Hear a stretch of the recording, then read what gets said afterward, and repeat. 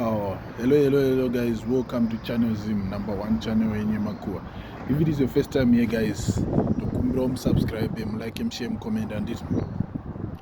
So guys, na Nongoma Street. They are Tatalicious.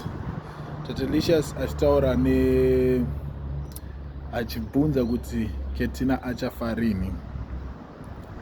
Ane varoi varipo ngori pa live yake vanga vachiona varida kuzama kudarongachi kuti vauraye Ketina vamitise chimumumu achikoke makumbo, just because Ketina anenge aiseke here kufa kwababa vamai Titi handisi kunyatsoziva kuti akanyatsoita sei, but Tatalicious ndine video riri kuteera mashure. Ndoda kuti guys muone, mukomende, mushare maize, mundiudzewo zvamunofunga pamusoro pevidhio iroro. Tobatana pa next video. Oyo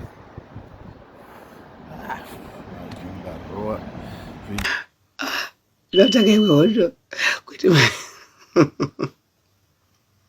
aya vafai vakaita basa vakanochiva baba wafeli, zvakatiratidza kuti takabatana nevamwe venyu. Munoza life inona yanyoitira Keti nemi Keti anofarini. And I'm just trying to think kuti todina Keti. I know pane vari kundoona pana pavaroi muchaziva ndisi takakonzeresa kuti Felistas arambane na Tinashe Maposa. Taita zvatakaita, ndoda kumbounganidza timu revaroi tiite zvatinoita. Keti kana akasafa ngaachikoke makumbo, kana akasakachikoka makumbo ngangu kana chimumumu tingatadze kumurova nezvishiriro wewo tikanyatsobatana panapa.